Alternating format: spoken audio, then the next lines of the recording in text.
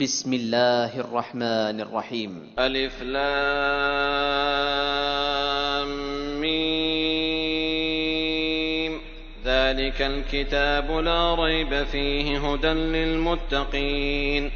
الذين يؤمنون بالغيب ويقيمون الصلاة ومما رزقناهم ينفقون والذين يؤمنون بما أنزل إليك وما أنزل من قبلك وبالآخرة هم يوقنون أولئك على هدى من ربهم وأولئك هم المفلحون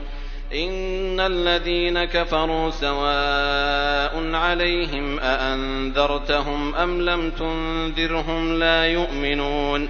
ختم الله على قلوبهم وعلى سمعهم وعلى أبصارهم غشاوة ولهم عذاب عظيم ومن الناس من يقول آمنا بالله وباليوم الآخر وما هم بمؤمنين يخادعون الله والذين آمنوا وما يخدعون إلا أنفسهم وما يشعرون في قلوبهم مرض فزادهم الله مرضا ولهم عذاب أليم بما كانوا يكذبون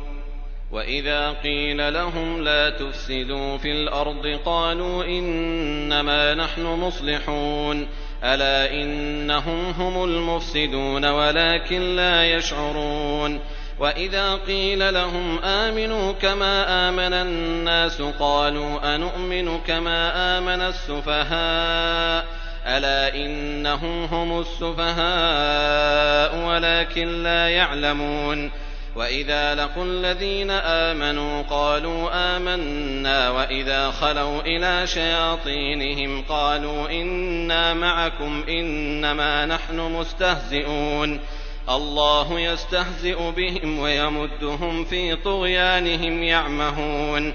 أولئك الذين اشتروا الضلالة بالهدى فما ربحت تجارتهم وما كانوا مهتدين مثلهم كمثل الذي استوقد نارا فلما أضاءت ما حوله ذهب الله بنورهم وتركهم في ظلمات لا يبصرون صم بكم عمي فهم لا يرجعون أو كصيب من السماء فيه ظلمات ورعد وبرق يجعلون أصابعهم في آذانهم من الصواعق حذر الموت والله محيط بالكافرين يكاد البرق يخطف أبصارهم كلما أضاء لهم مشوا فيه وإذا أظلم عليهم قاموا ولو شاء الله لذهب بسمعهم وأبصارهم إن الله على كل شيء قدير يا أيها الناس اعبدوا ربكم الذي خلقكم والذين من قبلكم لعلكم تتقون الذي جعل لكم الأرض فراشا والسماء بناء وأنزل من السماء ماء فأخرج به من الثمرات رزقا لكم فلا تجعلوا لله أندادا وأنتم تعلمون وإن كنتم في ريب مما نزلنا على عبدنا فأتوا بسورة من مثله وادعوا شهداءكم من دون الله إن كنتم صادقين فإن لم تفعلوا ولن تفعلوا فاتقوا النار التي وقودها الناس والحجارة أعدت للكافرين وبشر الذين آمنوا وعملوا الصالحات أن لهم جنات تجري من تحتها الأنهار كلما رزقوا منها من ثمرة رزقا قالوا هذا الذي رزقنا من قبل وأتوا به متشابها ولهم فيها أزواج مطهرة وهم فيها خالدون. إن الله لا يستحيي أن يضرب مثلا ما بعوضة فما فوقها فأما الذين آمنوا فيعلمون أنه الحق من ربهم وأما الذين كفروا فيقولون ماذا أراد الله بهذا مثلا يضل به كثيرا ويهدي به كثيرا وما يضل به إلا الفاسقين الذين ينقضون عهد الله من بعد ميثاقه ويقطعون ما أمر الله به أن يوصل ويفسدون في الأرض أولئك هم الخاسرون. كيف تكفرون بالله وكنتم أمواتا فأحياكم ثم يميتكم ثم يحييكم ثم إليه ترجعون. هو الذي خلق لكم ما في الأرض جميعا ثم استوى إلى السماء فسواهن 7 سماوات وهو بكل شيء عليم. وإذ قال ربك للملائكة إني جاعل في الأرض خليفة قالوا أتجعل فيها من يفسد فيها ويسفك الدماء ونحن نسبح بحمدك ونقدس لك قال إني أعلم ما لا تعلمون. وعلم آدم الأسماء كلها ثم عرضهم على الملائكة فقال أنبئوني بأسماء هؤلاء إن كنتم صادقين. قالوا سبحانك لا علم لنا إلا ما علمتنا إنك أنت العليم الحكيم. قال يا آدم أنبئهم بأسمائهم فلما أنبأهم بأسمائهم قال ألم أقل لكم إني أعلم غيب السماوات والأرض وأعلم ما تبدون وما كنتم تكتمون. وإذ قلنا للملائكة اسجدوا لآدم فسجدوا إلا إبليس أبى واستكبر وكان من الكافرين. وقلنا يا آدم اسكن أنت وزوجك الجنة وكلا منها رغدا حيث شئتما ولا تقربا هذه الشجرة فتكونا من الظالمين. فأزلهما الشيطان عنها فأخرجهما مما كانا فيه وقلنا اهبطوا بعضكم لبعض عدو ولكم في الأرض مستقر ومتاع إلى حين. فتلقى آدم من ربه كلمات فتاب عليه إنه هو التواب الرحيم. قلنا اهبطوا منها جميعا فإما يأتينكم مني هدى فمن تبع هداي فلا خوف عليهم ولا هم يحزنون. والذين كفروا وكذبوا بآياتنا أولئك أصحاب النار هم فيها خالدون. يا بني إسرائيل اذكروا نعمتي التي أنعمت عليكم وأوفوا بعهدي أوف بعهدكم وإياي فارهبون. وآمنوا بما أنزلت مصدقا لما معكم ولا تكونوا أول كافر به ولا تشتروا بآياتي ثمنا قليلا وإياي فاتقون. ولا تلبسوا الحق بالباطل وتكتموا الحق وأنتم تعلمون. وأقيموا الصلاة وآتوا الزكاة واركعوا مع الراكعين. أتأمرون الناس بالبر وتنسون أنفسكم وأنتم تتلون الكتاب أفلا تعقلون. واستعينوا بالصبر والصلاة وإنها لكبيرة إلا على الخاشعين الذين يظنون أنهم ملاقو ربهم وأنهم إليه راجعون. يا بني إسرائيل اذكروا نعمتي التي أنعمت عليكم وأني فضلتكم على العالمين. واتقوا يوما لا تجزي نفس عن نفس شيئا ولا يقبل منها شفاعة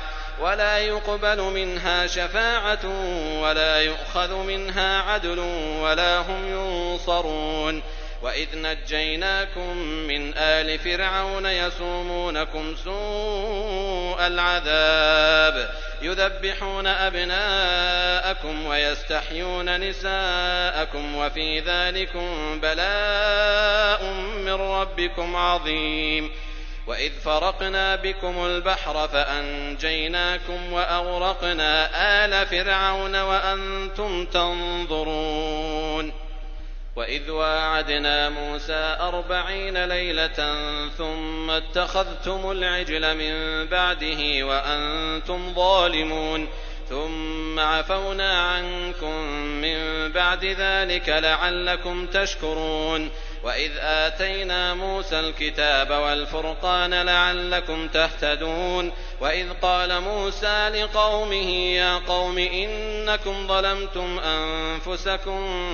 باتخاذكم العجل فتوبوا إلى بارئكم فاقتلوا أنفسكم ذلكم خير لكم عند بارئكم فتاب عليكم إنه هو التواب الرحيم. وإذ قلتم يا موسى لن نؤمن لك حتى نرى الله جهرة فأخذتكم الصاعقة وأنتم تنظرون ثم بعثناكم من بعد موتكم لعلكم تشكرون. وظللنا عليكم الغمام وأنزلنا عليكم المن والسلوى كلوا من طيبات ما رزقناكم وما ظلمونا ولكن كانوا أنفسهم يظلمون.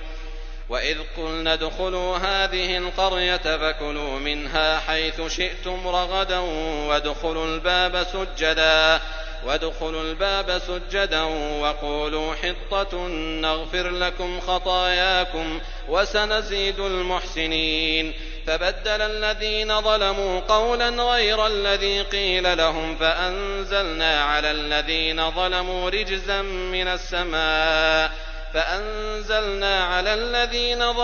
رجزا من السماء بما كانوا يفسقون. وإذ استسقى موسى لقومه فقلنا اضرب بعصاك الحجر فانفجرت منه 12 عينا قد علم كل أناس مشربهم كلوا واشربوا من رزق الله ولا تعثوا في الأرض مفسدين. وإذ قلتم يا موسى لن نصبر على طعام واحد فادع لنا ربك يخرج لنا مما تنبت الأرض من بقلها وقثائها وفومها وعدسها وبصلها قال أتستبدلون الذي هو أدنى بالذي هو خير اهبطوا مصرا فإن لكم ما سألتم وضربت عليهم الذلة والمسكنة وباءوا بغضب من الله ذلك بأنهم كانوا يكفرون بآيات الله ويقتلون النبيين بغير الحق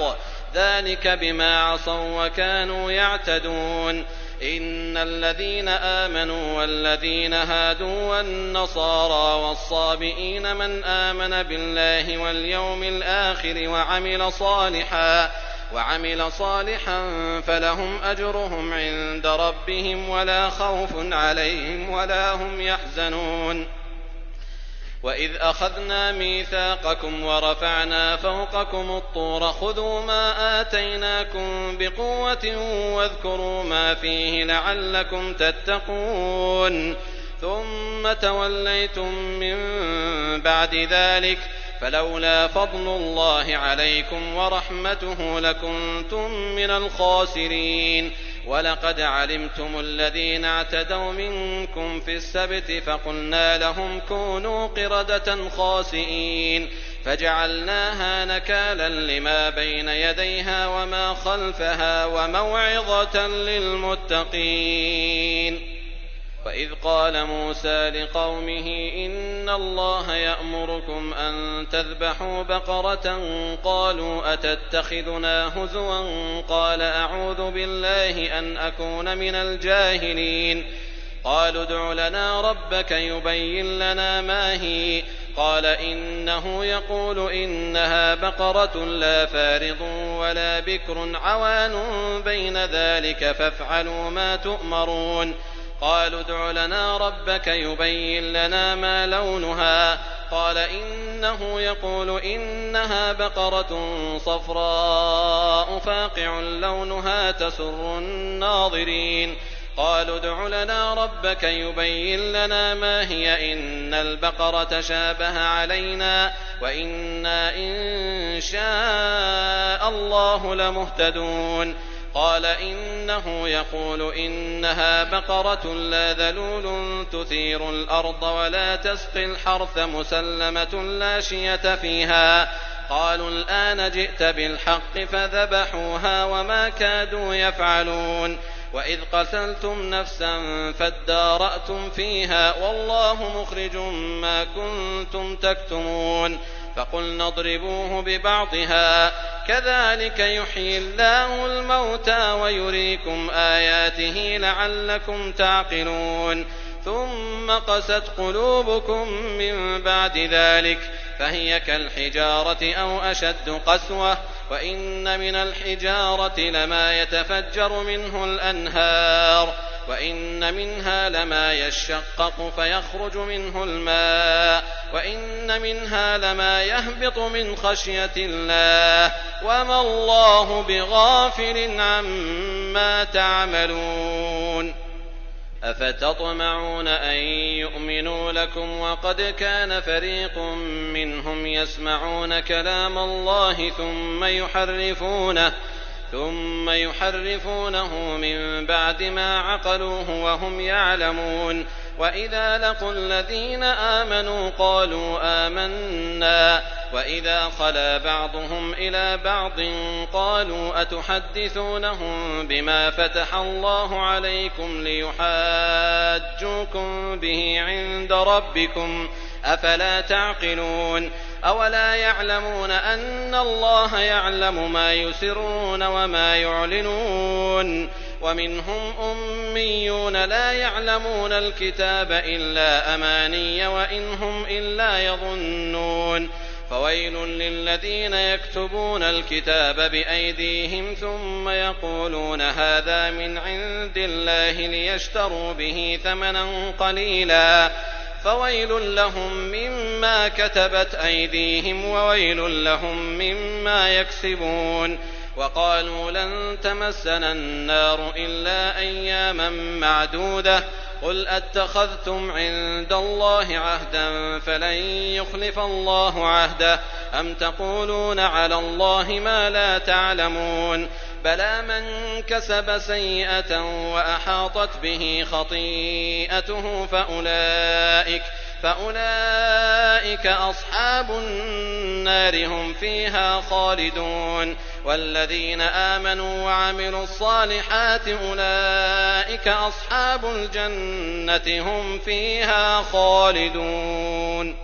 وإذ أخذنا ميثاق بني إسرائيل لا تعبدون إلا الله وبالوالدين إحسانا وذي القربى واليتامى والمساكين وقولوا للناس حسنا وأقيموا الصلاة وآتوا الزكاة ثم توليتم إلا قليلا منكم وأنتم معرضون. وإذ أخذنا ميثاقكم لا تسفكون دماءكم ولا تخرجون أنفسكم من دياركم ثم أقررتم وأنتم تشهدون. ثم أنتم هؤلاء تقتلون أنفسكم وتخرجون فريقا منكم من ديارهم تظاهرون عليهم بالإثم والعدوان وإن يأتوكم أسارى تفادوهم وهو محرم عليكم إخراجهم أفتؤمنون ببعض الكتاب وتكفرون ببعض فما جزاء من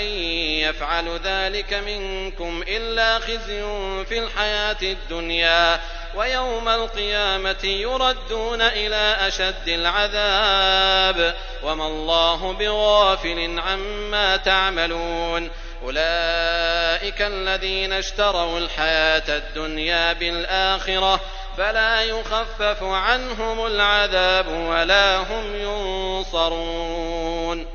ولقد آتينا موسى الكتاب وقفينا من بعده بالرسل وآتينا عيسى ابن مريم البينات وأيدناه بروح القدس أفكلما جاءكم رسول بما لا تهوى أنفسكم استكبرتم ففريقا كذبتم وفريقا تقتلون وقالوا قلوبنا غلف بل لعنهم الله بكفرهم فقليلا ما يؤمنون ولما جاءهم كتاب من عند الله مصدق لما معهم وكانوا من قبل يستفتحون على الذين كفروا فلما جاءهم ما عرفوا كفروا به فلعنة الله على الكافرين بئس ما اشتروا به أنفسهم أن يكفروا بما أنزل الله بغيا أن ينزل الله من فضله على من يشاء من عباده فباءوا بغضب على غضب وللكافرين عذاب مهين.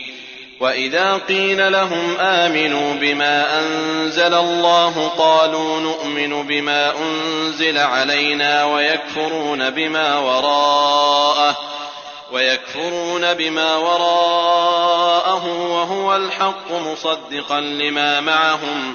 قل فلم تقتلون أنبياء الله من قبل إن كنتم مؤمنين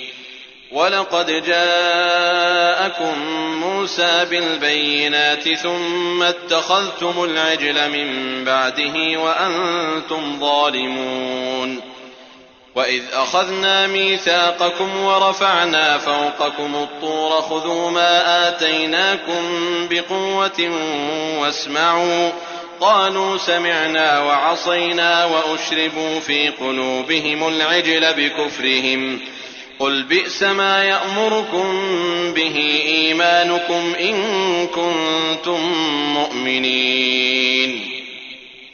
قل إن كانت لكم الدار الآخرة عند الله خالصة من دون الناس فتمنوا الموت إن كنتم صادقين ولن يتمنوه أبدا بما قدمت أيديهم والله عليم بالظالمين ولتجدنهم أحرص الناس على حياة ومن الذين أشركوا يود أحدهم لو يعمر 1000 سنة وما هو بمزحزحه من العذاب أن يعمر والله بصير بما يعملون قل من كان عدوا لجبريل فإنه نزله على قلبك بإذن الله مصدقا لما بين يديه وهدى وبشرى للمؤمنين من كان عدوا لله وملائكته ورسله وجبريل وميكال فإن الله عدو للكافرين ولقد أنزلنا إليك آيات بينات وما يكفر بها إلا الفاسقون أوكلما عاهدوا عهدا نبذه فريق منهم بل أكثرهم لا يؤمنون ولما جاءهم رسول من عند الله مصدق لما معهم نبذ فريق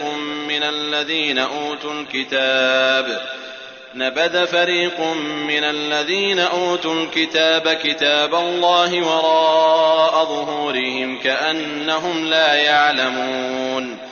واتبعوا ما تتلو الشياطين على ملك سليمان وما كفر سليمان ولكن الشياطين كفروا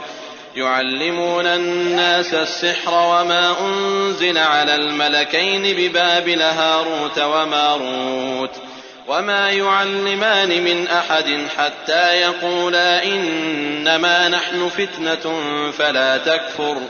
فيتعلمون منهما ما يفرقون به بين المرء وزوجه وما هم بضارين به من أحد إلا بإذن الله ويتعلمون ما يضرهم ولا ينفعهم ولقد علموا لمن اشتراه ما له في الآخرة من خلاق ولبئس ما شروا به أنفسهم لو كانوا يعلمون ولو أنهم آمنوا واتقوا لمثوبة من عند الله خير لو كانوا يعلمون يا أيها الذين آمنوا لا تقولوا راعنا وقولوا انظرنا واسمعوا وللكافرين عذاب أليم ما يود الذين كفروا من أهل الكتاب ولا المشركين أن ينزل عليكم من خير من ربكم والله يختص برحمته من يشاء والله ذو الفضل العظيم ما ننسخ من آية أو ننسها نأت بخير منها أو مثلها ألم تعلم أن الله على كل شيء قدير ألم تعلم أن الله له ملك السماوات والأرض وما لكم من دون الله من ولي ولا نصير أم تريدون أن تسألوا رسولكم كما سئل موسى من قبل ومن يتبدل الكفر بالإيمان فقد ضل سواء السبيل ود كثير من أهل الكتاب لو يردونكم من بعد إيمانكم كفارا حسدا من عند أنفسهم من بعد ما تبين لهم الحق فاعفوا واصفحوا حتى يأتي الله بأمره إن الله على كل شيء قدير وأقيموا الصلاة وآتوا الزكاة وما تقدموا لأنفسكم من خير تجدوه عند الله إن الله بما تعملون بصير وقالوا لن يدخل الجنة إلا من كان هودا أو نصارى تلك أمانيهم قل هاتوا برهانكم إن كنتم صادقين بلى من أسلم وجهه لله وهو محسن فله أجره عند ربه ولا خوف عليهم ولا هم يحزنون وقالت اليهود ليست النصارى على شيء وقالت النصارى ليست اليهود على شيء وهم يتلون الكتاب كذلك قال الذين لا يعلمون مثل قولهم فالله يحكم بينهم يوم القيامة فيما كانوا فيه يختلفون ومن أظلم ممن منع مساجد الله أن يذكر فيها اسمه وسعى في خرابها أولئك ما كان لهم أن يدخلوها إلا خائفين لهم في الدنيا خزي ولهم في الآخرة عذاب عظيم ولله المشرق والمغرب فأينما تولوا فثم وجه الله إن الله واسع عليم وقالوا اتخذ الله ولدا سبحانه بل له ما في السماوات والأرض كل له قانتون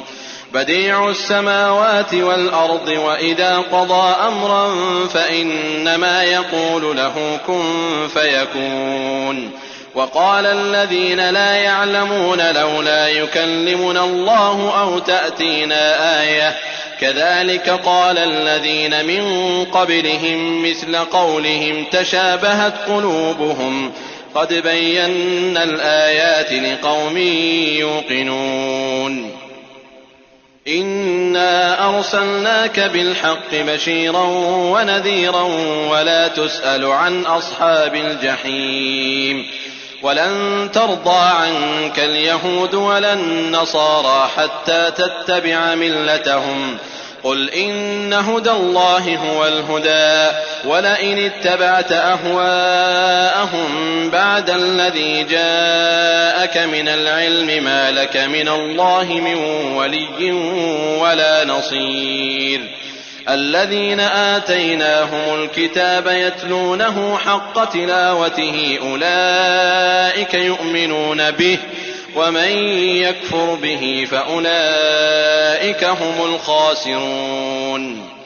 يا بني إسرائيل اذكروا نعمتي التي أنعمت عليكم وأني فضلتكم على العالمين واتقوا يوما لا تجزي نفس عن نفس شيئا ولا يقبل منها عدل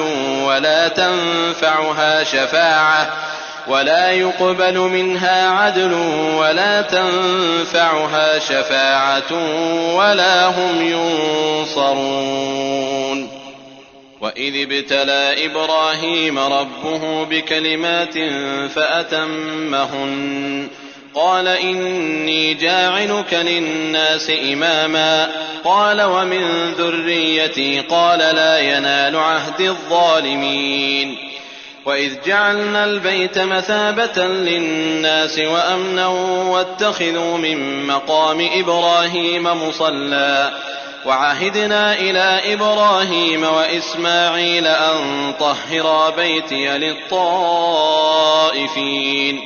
أن طهرا بيتي للطائفين والعاكفين والركع السجود وإذ قال إبراهيم رب اجعل هذا بلدا آمنا وارزق أهله من الثمرات من آمن منهم بالله واليوم الآخر قال ومن كفر فأمتعه قليلا ثم أضطره إلى عذاب النار وبئس المصير وإذ يرفع إبراهيم القواعد من البيت وإسماعيل ربنا تقبل منا إنك أنت السميع العليم ربنا واجعلنا مسلمين لك ومن ذريتنا أمة مسلمة لك وأرنا مناسكنا وتب علينا إنك أنت التواب الرحيم ربنا وابعث فيهم رسولا منهم يتلو عليهم آياتك ويعلمهم الكتاب والحكمة ويزكيهم إنك أنت العزيز الحكيم ومن يرغب عن ملة إبراهيم إلا من سفه نفسه ولقد اصطفيناه في الدنيا وإنه في الآخرة لمن الصالحين إذ قال له ربه أسلم قال أسلمت لرب العالمين ووصى بها إبراهيم بنيه ويعقوب يا بني إن الله اصطفى لكم الدين فلا تموتن إلا وأنتم مسلمون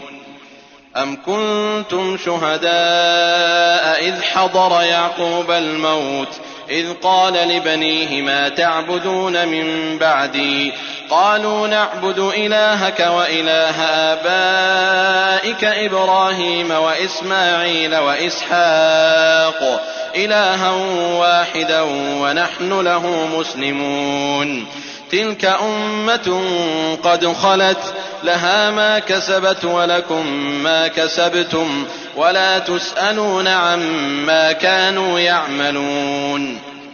وقالوا كونوا هودا أو نصارى تهتدوا قل بل ملة إبراهيم حنيفا وما كان من المشركين. قولوا آمنا بالله وما أنزل إلينا وما أنزل إلى إبراهيم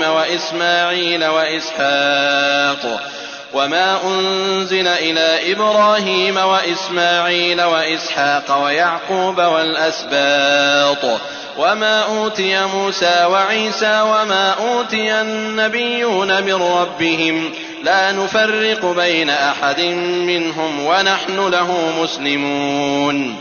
فإن آمنوا بمثل ما آمنتم به فقد اهتدوا وإن تولوا فإنما هم في شقاق فسيكفيكهم الله وهو السميع العليم. صبغة الله ومن أحسن من الله صبغة ونحن له عابدون.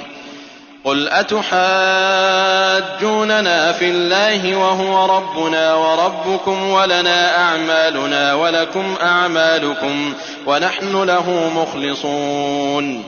أم تقولون إن إبراهيم وإسماعيل وإسحاق ويعقوب والأسباط كانوا هودا أو نصارى قل أأنتم أعلم أم الله ومن أظلم ممن كتم شهادة عنده من الله وما الله بغافل عما تعملون. تلك أمة قد خلت لها ما كسبت ولكم ما كسبتم ولا تسألون عما كانوا يعملون. سيقول السفهاء من الناس ما ولاهم عن قبلتهم التي كانوا عليها قل لله المشرق والمغرب يهدي من يشاء إلى صراط مستقيم. وكذلك جعلناكم أمة وسطا لتكونوا شهداء على الناس ويكون الرسول عليكم شهيدا. وما جعلنا القبلة التي كنت عليها إلا لنعلم من يتبع الرسول ممن ينقلب على عقبيه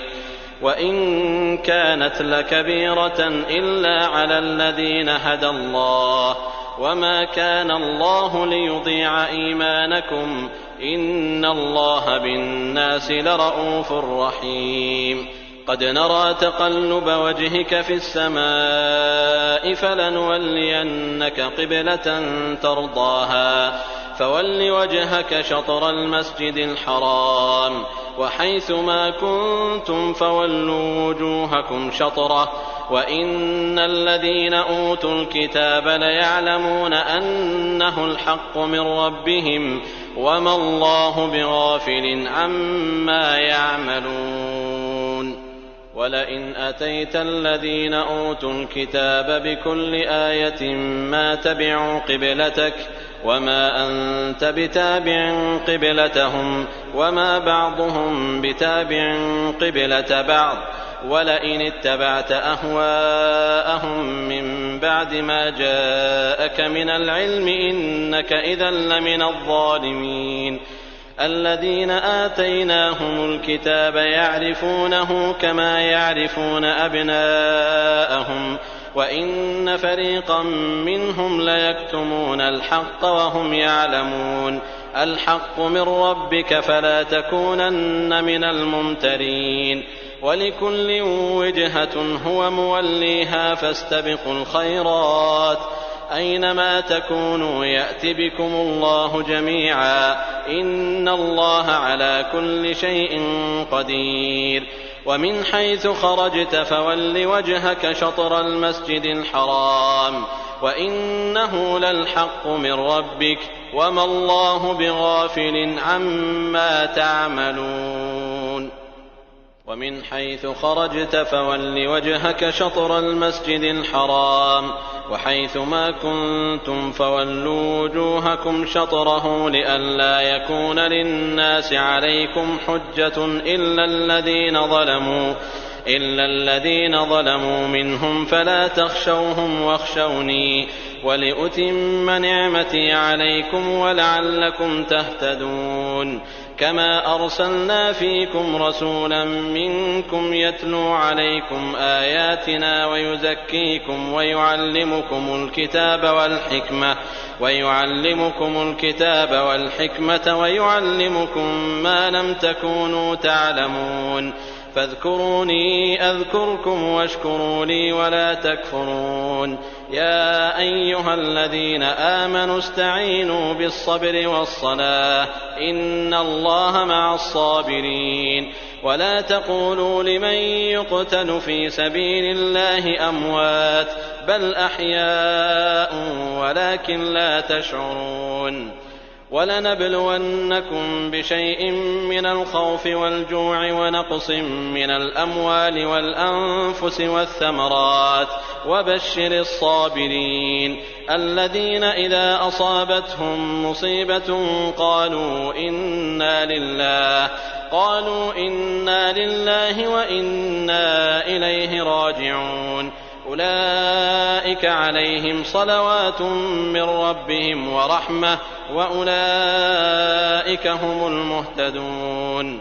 إن الصفا والمروة من شعائر الله فمن حج البيت أو اعتمر فلا جناح عليه أن يطوف بهما ومن تطوع خيرا فإن الله شاكر عليم إن الذين يكتمون ما أنزلنا من البينات والهدى من بعد ما بيناه للناس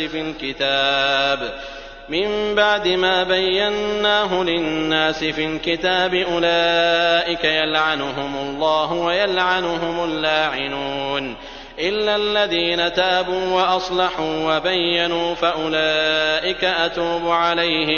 فأولئك أتوب عليهم وأنا التواب الرحيم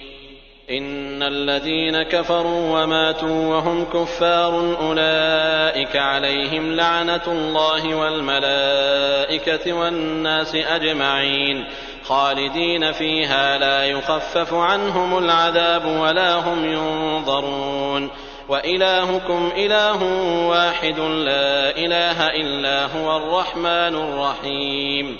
إن في خلق السماوات والأرض واختلاف الليل والنهار والفلك التي تجري في البحر بما ينفع الناس وما أنزل الله من السماء من ماء فأحيا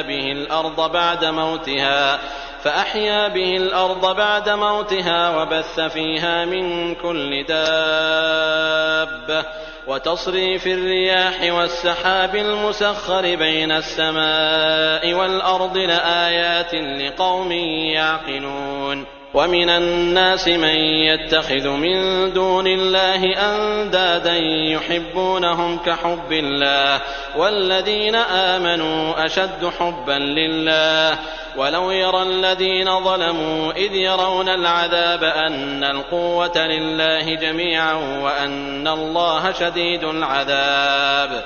إذ تبرأ الذين اتبعوا من الذين اتبعوا ورأوا العذاب وتقطعت بهم الأسباب وقال الذين اتبعوا لو أن لنا كرة فنتبرأ منهم كما تبرأوا منا كذلك يريهم الله أعمالهم حسرات عليهم وما هم بخارجين من النار يا أيها الناس كلوا مما في الأرض حلالا طيبا ولا تتبعوا خطوات الشيطان إنه لكم عدو مبين إنما يأمركم بالسوء والفحشاء وأن تقولوا على الله ما لا تعلمون وإذا قيل لهم اتبعوا ما أنزل الله قالوا بل نتبع ما ألفينا عليه آباءنا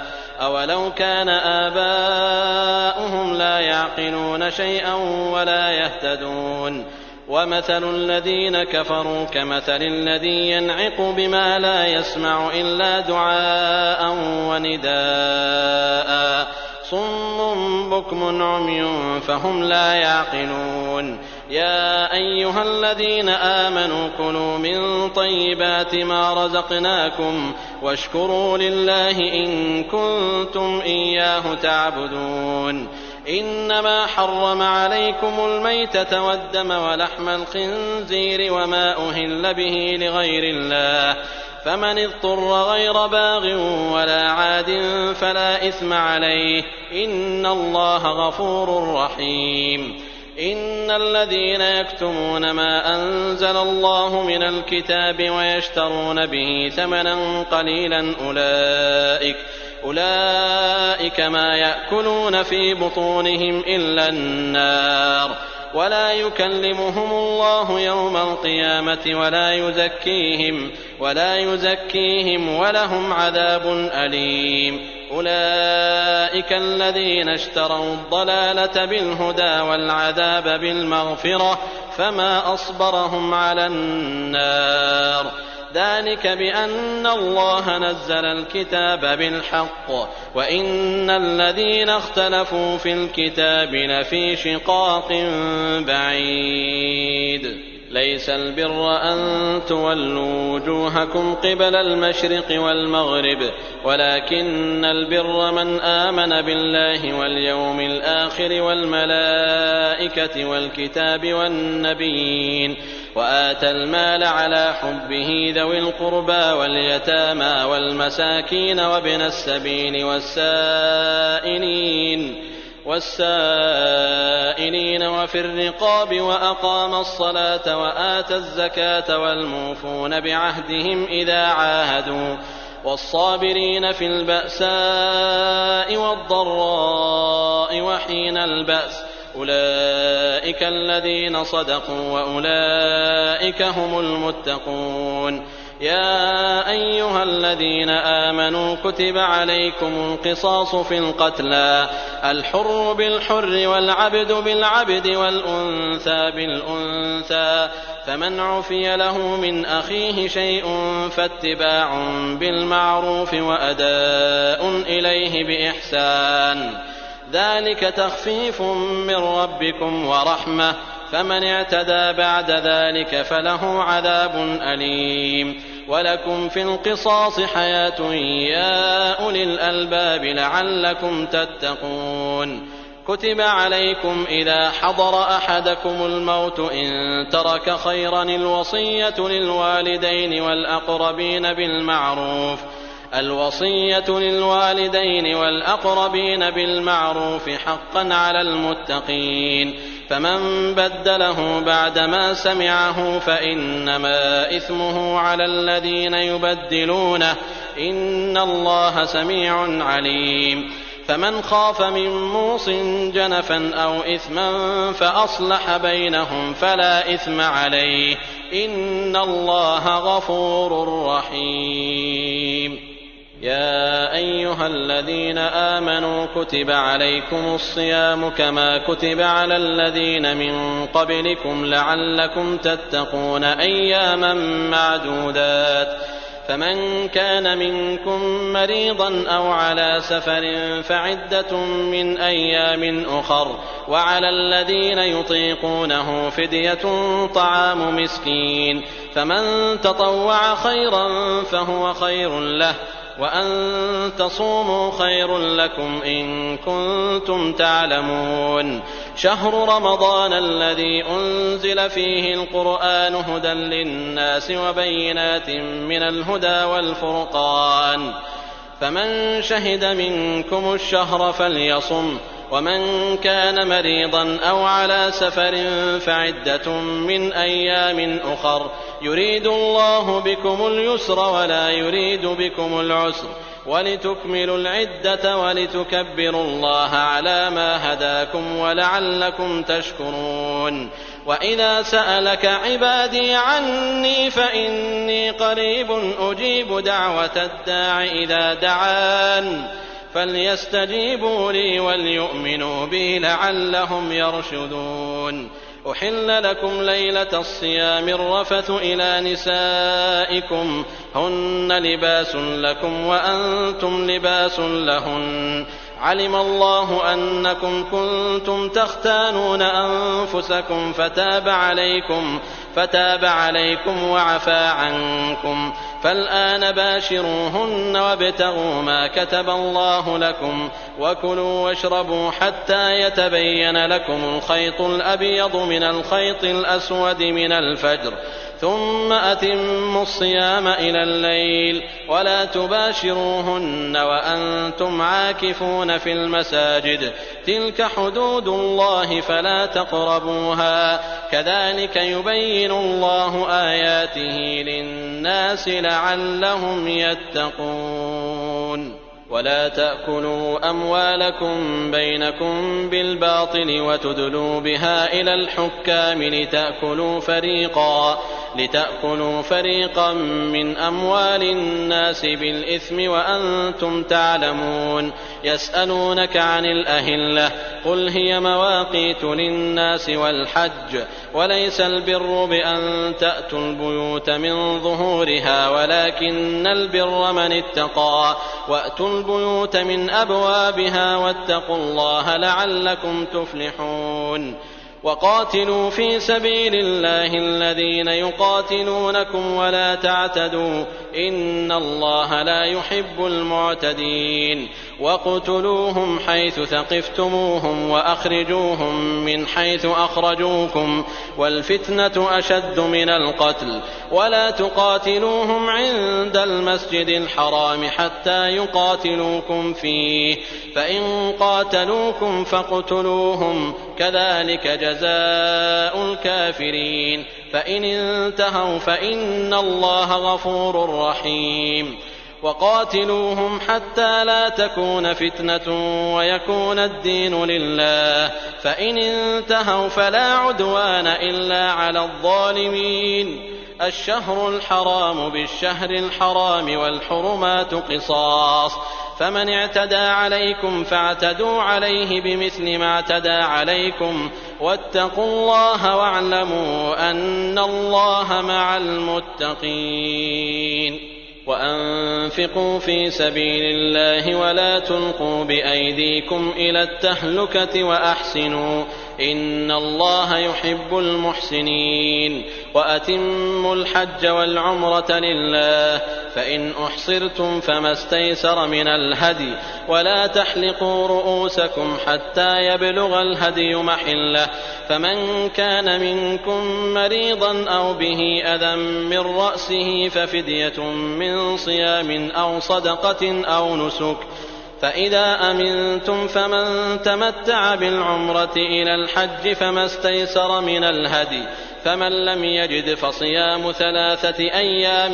في الحج و7 إذا رجعتم تلك 10 كاملة ذلك لمن لم يكن أهله حاضر المسجد الحرام واتقوا الله واعلموا أن الله شديد العقاب. الحج أشهر معلومات فمن فرض فيهن الحج فلا رفث ولا فسوق ولا جدال في الحج وما تفعلوا من خير يعلمه الله وتزودوا فإن خير الزاد التقوى واتقون يا أولي الألباب. ليس عليكم جناح أن تبتغوا فضلا من ربكم فإذا أفضتم من عرفات فاذكروا الله عند المشعر الحرام واذكروه كما هداكم وإن كنتم من قبله لمن الضالين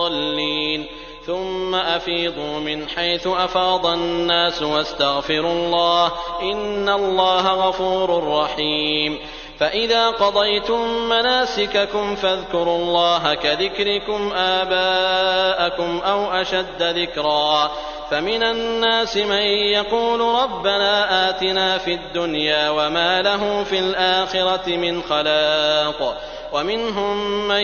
يقول ربنا آتنا في الدنيا حسنة وفي الآخرة حسنة وقنا عذاب النار أولئك لهم نصيب مما كسبوا والله سريع الحساب واذكروا الله في أيام معدودات فمن تعجل في يومين فلا إثم عليه ومن تأخر فلا إثم عليه لمن اتقى واتقوا الله واعلموا أنكم إليه تحشرون. ومن الناس من يعجبك قوله في الحياة الدنيا ويشهد الله على ما في قلبه وهو ألد الخصام وإذا تولى سعى في الأرض ليفسد فيها ويهلك الحرث والنسل والله لا يحب الفساد وإذا قيل له اتق الله أخذته العزة بالإثم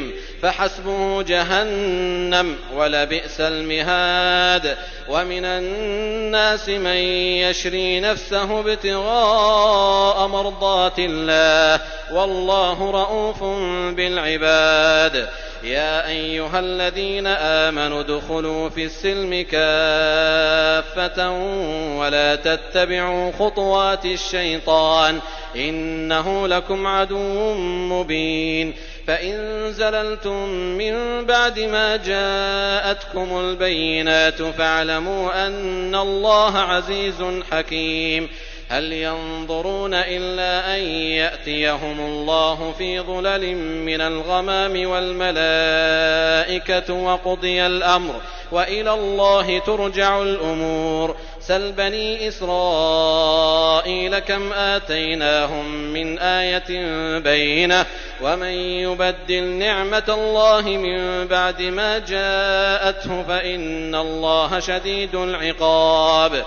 زين للذين كفروا الحياة الدنيا ويسخرون من الذين آمنوا والذين اتقوا فوقهم يوم القيامة والله يرزق من يشاء بغير حساب. كان الناس أمة واحدة فبعث الله النبيين مبشرين ومنذرين وأنزل معهم الكتاب بالحق ليحكم بين الناس فيما اختلفوا فيه وما اختلف فيه إلا الذين أوتوه من بعد ما جاءتهم البينات بغيا بينهم فهدى الله الذين آمنوا لما اختلفوا فيه من الحق بإذنه والله يهدي من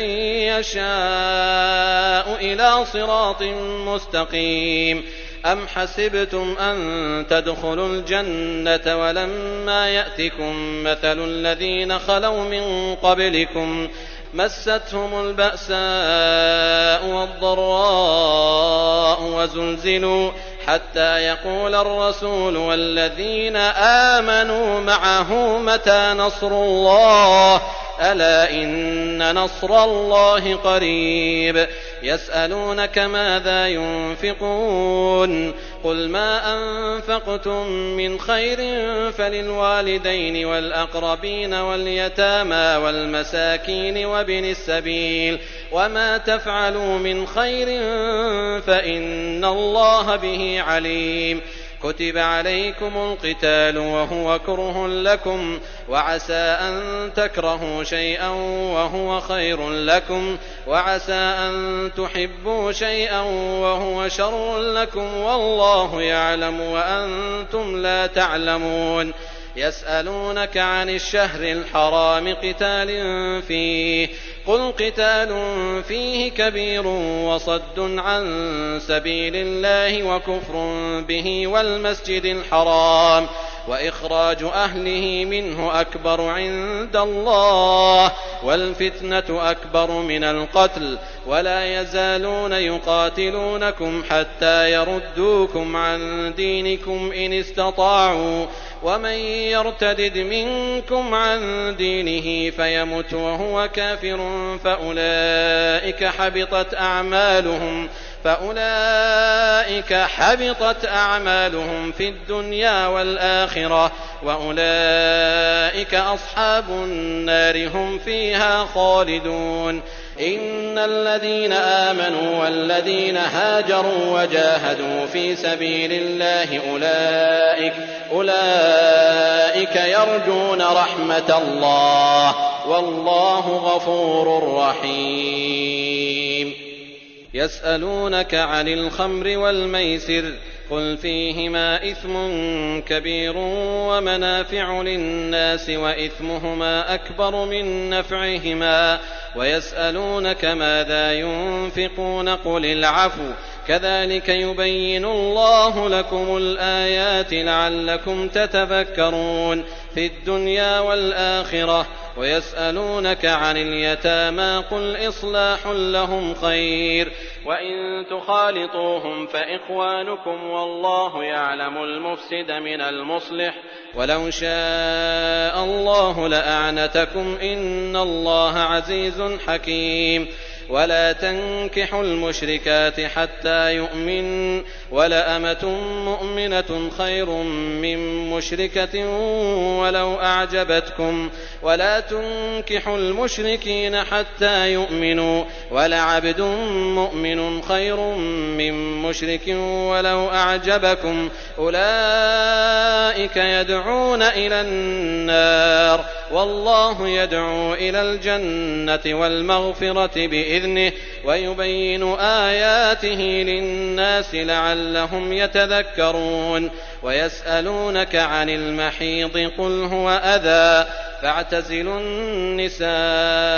في المحيض ولا تقربوهن حتى يطهرن فإذا تطهرن فأتوهن من حيث أمركم الله إن الله يحب التوابين ويحب المتطهرين. نساؤكم حرث لكم فأتوا حرثكم أنى شئتم وقدموا لأنفسكم واتقوا الله واعلموا أنكم ملاقوه وبشر المؤمنين. ولا تجعلوا الله عرضة لأيمانكم أن تبروا وتتقوا وتصلحوا بين الناس والله سميع عليم. لا يؤاخذكم الله باللغو في أيمانكم ولكن يؤاخذكم بما كسبت قلوبكم والله غفور حليم. للذين يؤلون من نسائهم تربص 4 أشهر فإن فاءوا فإن الله غفور رحيم. وإن عزموا الطلاق فإن الله سميع عليم. والمطلقات يتربصن بأنفسهن 3 قروء ولا يحل لهن أن يكتمن ما خلق الله في أرحامهن إن كن يؤمن بالله واليوم الآخر وبعولتهن أحق بردهن في ذلك إن أرادوا إصلاحا ولهن مثل الذي عليهن بالمعروف وللرجال عليهن درجة والله عزيز حكيم. الطلاق 2 فإمساك بمعروف أو تسريح بإحسان. ولا يحل لكم أن تأخذوا مما آتيتموهن شيئا إلا أن يخافا ألا يقيما حدود الله فإن خفتم ألا يقيما حدود الله فلا جناح عليهما فيما افتدت به تلك حدود الله فلا تعتدوها ومن يتعد حدود الله فأولئك هم الظالمون. فإن طلقها فلا تحل له من بعد حتى تنكح زوجا غيره فإن طلقها فلا جناح عليهما أن يتراجعا إن ظنا أن يقيما حدود الله وتلك حدود الله يبينها لقوم يعلمون. وإذا طلقتم النساء فبلغن أجلهن فأمسكوهن بمعروف أو سرحوهن بمعروف ولا تمسكوهن ضرارا لتعتدوا ومن يفعل ذلك فقد ظلم نفسه. ولا تتخذوا آيات الله هزوا واذكروا نعمة الله عليكم وما أنزل عليكم من الكتاب والحكمة يعظكم به واتقوا الله واعلموا أن الله بكل شيء عليم. وإذا طلقتم النساء فبلغن أجلهن فلا تعضلوهن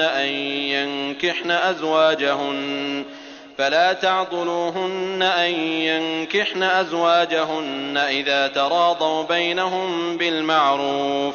ذلك يوعظ به من كان منكم يؤمن بالله واليوم الآخر، ذلكم أزكى لكم وأطهر، والله يعلم وأنتم لا تعلمون. والوالدات يرضعن أولادهن حولين كاملين لمن أراد أن يتم الرضاعة،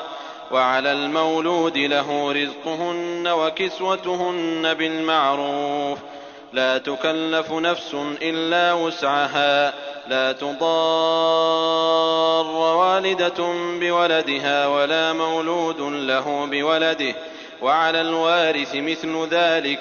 فإن أرادا فصالا عن تراض منهما وتشاور فلا جناح عليهما. وإن أردتم أن تسترضعوا أولادكم فلا جناح عليكم إذا سلمتم ما آتيتم بالمعروف، واتقوا الله واعلموا أن الله بما تعملون بصير. والذين يتوفون منكم ويذرون أزواجا يتربصن بأنفسهن 4 أشهر و10، فإذا بلغن أجلهن فلا جناح عليكم فيما فعلن في أنفسهن بالمعروف، والله بما تعملون خبير. ولا جناح عليكم فيما عرضتم به من خطبة النساء أو أكننتم في أنفسكم، علم الله أنكم ستذكرونهن ولكن لا تواعدوهن سرا إلا أن تقولوا قولا معروفا، ولا تعزموا عقدة النكاح حتى يبلغ الكتاب أجله، واعلموا أن الله يعلم ما في أنفسكم فاحذروه، واعلموا أن الله غفور حليم. لا جناح عليكم إن طلقتم النساء ما لم تمسوهن أو تفرضوا لهن فريضة، ومتعوهن على الموسع قدره وعلى المقتر قدره متاعا بالمعروف حقا على المحسنين. وإن طلقتموهن من قبل أن تمسوهن وقد فرضتم لهن فريضة فنصف ما فرضتم إلا أن يعفون أو يعفو الذي بيده عقدة النكاح، وأن تعفوا أقرب للتقوى، ولا تنسوا الفضل بينكم، إن الله بما تعملون بصير. حافظوا على الصلوات والصلاة الوسطى وقوموا لله قانتين. فإن خفتم فرجالا أو ركبانا، فإذا أمنتم فاذكروا الله كما علمكم ما لم تكونوا تعلمون. والذين يتوفون منكم ويذرون أزواجا وصية لأزواجهم متاعا إلى الحول غير إخراج، فإن خرجن فلا جناح عليكم فيما فعلن في أنفسهن من معروف، والله عزيز حكيم. وللمطلقات متاع بالمعروف حقا على المتقين، كذلك يبين الله لكم آياته لعلكم تعقلون. ألم تر إلى الذين خرجوا من ديارهم وهم ألوف حذر الموت فقال لهم الله موتوا ثم أحياهم، إن الله لذو فضل على الناس ولكن أكثر الناس لا يشكرون. وقاتلوا في سبيل الله واعلموا أن الله سميع عليم. من ذا الذي يقرض الله قرضا حسنا فيضاعفه له أضعافا كثيرة والله يقبض ويبسط وإليه ترجعون. ألم تر إلى الملأ من بني إسرائيل من بعد موسى إذ قالوا لنبي لهم ابعث لنا ملكا نقاتل في سبيل الله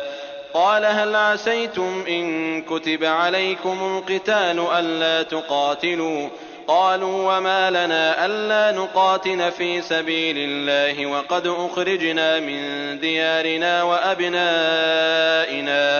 فلما كتب عليهم القتال تولوا إلا قليلا منهم والله عليم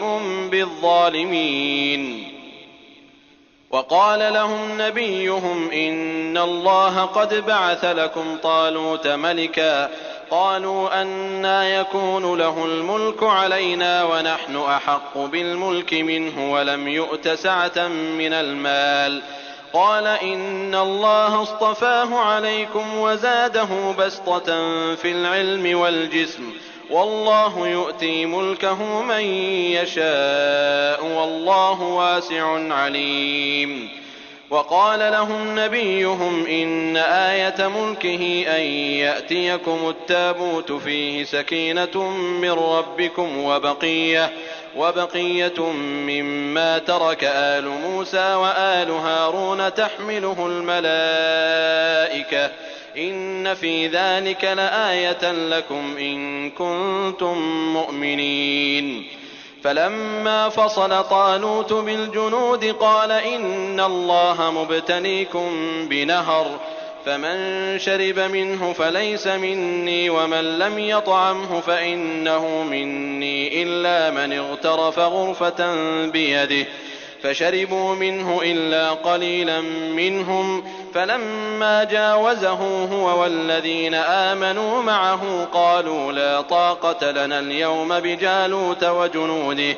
قال الذين يظنون أنهم ملاقو الله كم من فئة قليلة غلبت فئة كثيرة بإذن الله والله مع الصابرين.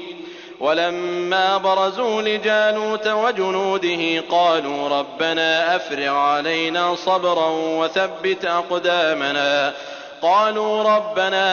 علينا صبرا وثبت أقدامنا وانصرنا على القوم الكافرين. فهزموهم بإذن الله وقتل داود جالوت وآتاه الله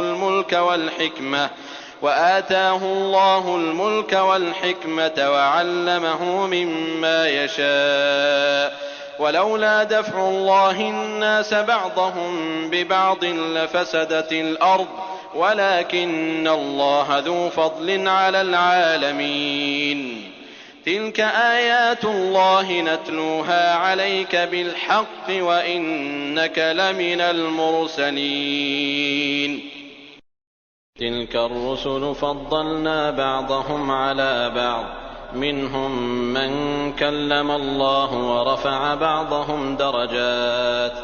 وآتينا عيسى ابن مريم البينات وأيدناه بروح القدس ولو شاء الله ما اقتتل الذين من بعدهم من بعد ما جاءتهم البينات ولكن اختلفوا فمنهم من آمن ومنهم من كفر ولو شاء الله ما اقتتلوا ولكن الله يفعل ما يريد. يا أيها الذين آمنوا أنفقوا مما رزقناكم من قبل أن يأتي يوم لا بيع فيه ولا خلة ولا شفاعة والكافرون هم الظالمون. الله لا إله إلا هو الحي القيوم لا تأخذه سنة ولا نوم له ما في السماوات وما في الأرض من ذا الذي يشفع عنده إلا بإذنه يعلم ما بين أيديهم وما خلفهم ولا يحيطون بشيء من علمه إلا بما شاء وسع كرسيه السماوات والأرض ولا يئوده حفظهما وهو العلي العظيم. لا إكراه في الدين قد تبين الرشد من الغي فمن يكفر بالطاغوت ويؤمن بالله فقد استمسك بالعروة الوثقى لا انفصام لها والله سميع عليم. الله ولي الذين آمنوا يخرجهم من الظلمات إلى النور والذين كفروا أولياؤهم الطاغوت يخرجونهم من النور إلى الظلمات أولئك أصحاب النار هم فيها خالدون. ألم تر إلى الذي حاج إبراهيم في ربه أن آتاه الله الملك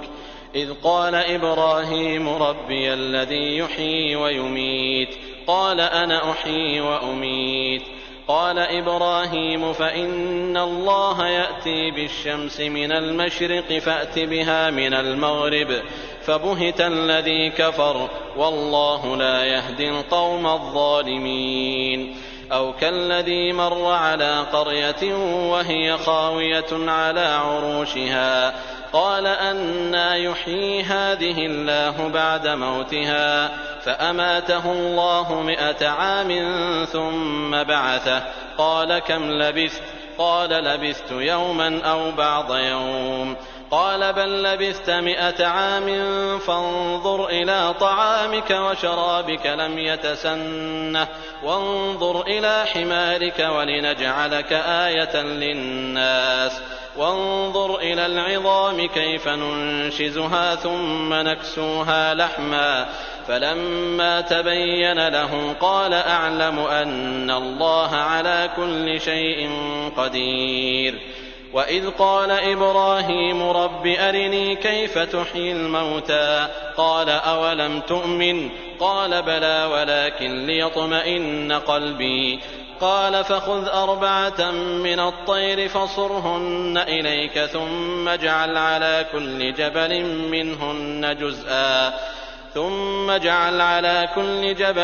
منهن جزءا ثم ادعهن يأتينك سعيا واعلم أن الله عزيز حكيم. مثل الذين ينفقون أموالهم في سبيل الله كمثل حبة أنبتت 7 سنابل في كل سنبلة 100 حبة والله يضاعف لمن يشاء والله واسع عليم. الذين ينفقون أموالهم في سبيل الله ثم لا يتبعون ما أنفقوا منا ولا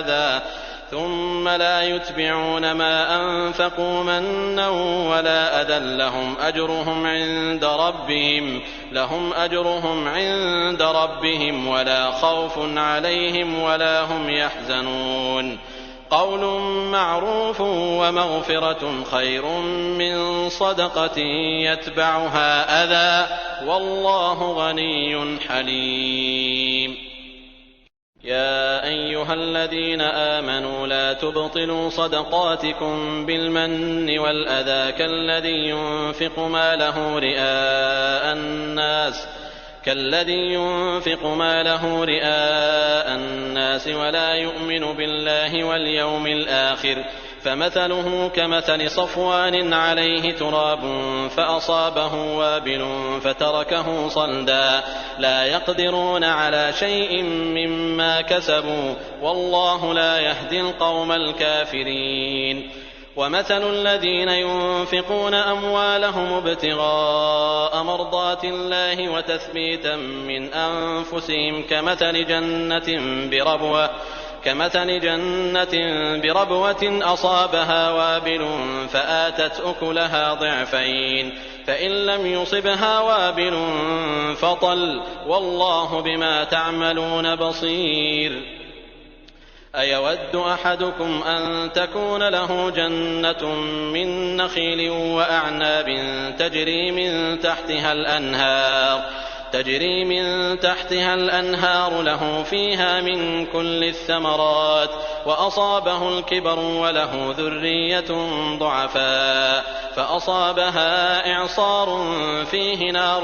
فاحترقت كذلك يبين الله لكم الآيات لعلكم تتفكرون يا أيها الذين آمنوا أنفقوا من طيبات ما كسبتم ومما أخرجنا لكم من الأرض ولا تيمموا الخبيث منه تنفقون ولستم بآخذيه إلا أن تغمضوا فيه واعلموا أن الله غني حميد الشيطان يعدكم الفقر ويأمركم بالفحشاء والله يعدكم مغفرة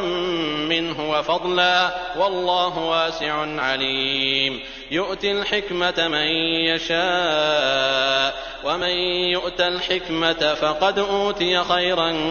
كثيرا وما يذكر إلا أولو الألباب وما أنفقتم من نفقة أو نذرتم من نذر فإن الله يعلمه وما للظالمين من أنصار إن تبدوا الصدقات فنعما هي وإن تخفوها وتؤتوها الفقراء فهو خير لكم ويكفر عنكم من سيئاتكم والله بما تعملون خبير ليس عليك هداهم ولكن الله يهدي من يشاء وما تنفقوا من خير فلأنفسكم وما تنفقون إلا ابتغاء وجه الله وما تنفقوا من خير يوفى إليكم وأنتم لا تظلمون للفقراء الذين أحصروا في سبيل الله لا يستطيعون ضربا في الأرض يحسبهم الجاهل أغنياء من التعفف تعرفهم بسيماهم لا يسألون الناس إلحافا وما تنفقوا من خير فإن الله به عليم الذين ينفقون أموالهم بالليل والنهار سرا وعلانية فلهم أجرهم عند ربهم ولا خوف عليهم ولا هم يحزنون الذين يأكلون الربا لا يقومون إلا كما يقوم الذي يتخبطه الشيطان من المس ذلك بأنهم قالوا إنما البيع مثل الربا وأحل الله البيع وحرم الربا فمن جاءه موعظة من ربه فانتهى فله ما سلف وأمره إلى الله ومن عاد فأولئك أصحاب النار هم فيها خالدون يمحق الله الربا ويربي الصدقات والله لا يحب كل كفار أثيم إن الذين آمنوا وعملوا الصالحات وأقاموا الصلاة وآتوا الزكاة لهم أجرهم عند ربهم ولا خوف عليهم ولا هم يحزنون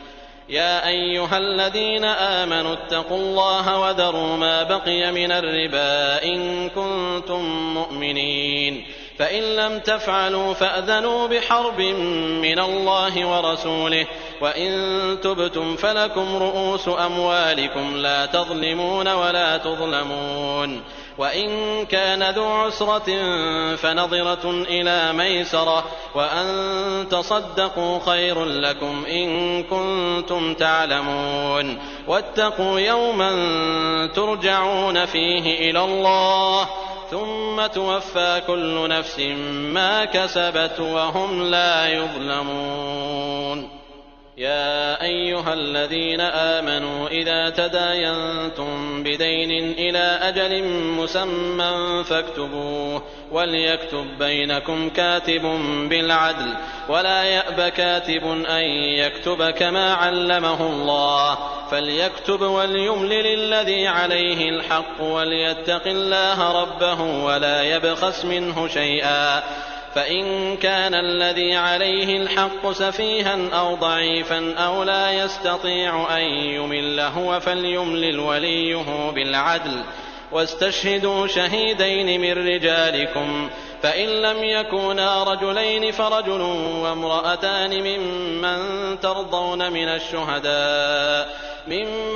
ترضون من الشهداء أن تضل إحداهما فتذكر إحداهما الأخرى ولا يأبى الشهداء إذا ما دعوا ولا تسأموا أن تكتبوه صغيرا أو كبيرا إلى أجله ذلكم أقسط عند الله وأقوم للشهادة وأدنى ألا ترتابوا إلا أن تكون تجارة حاضرة تديرونها بينكم فليس عليكم جناح ألا تكتبوها وأشهدوا إذا تبايعتم ولا يضار كاتب ولا شهيد وإن تفعلوا فإنه فسوق بكم واتقوا الله ويعلمكم الله والله بكل شيء عليم. وإن كنتم على سفر ولم تجدوا كاتبا فرهان مقبوضة فإن أمن بعضكم بعضا فليؤد الذي اؤتمن أمانته وليتق الله ربه ولا تكتموا الشهادة ومن يكتمها فإنه آثم قلبه والله بما تعملون عليم. لله ما في السماوات وما في الأرض وإن تبدوا ما في أنفسكم أو تخفوه يحاسبكم به الله فيغفر لمن يشاء ويعذب من يشاء والله على كل شيء قدير. آمن الرسول بما أنزل إليه من ربه والمؤمنون كل آمن بالله وملائكته وكتبه ورسله لا نفرق بين أحد من رسله وقالوا سمعنا وأطعنا غفرانك ربنا وإليك المصير. لا يكلف الله نفسا إلا وسعها لها ما كسبت وعليها ما اكتسبت ربنا لا تؤاخذنا إن نسينا أو أخطأنا ربنا ولا تحمل علينا إصرا كما حملته على الذين من قبلنا ربنا ولا تحملنا ما لا طاقة لنا به واعف عنا واغفر لنا وارحمنا أنت مولانا فانصرنا على القوم الكافرين.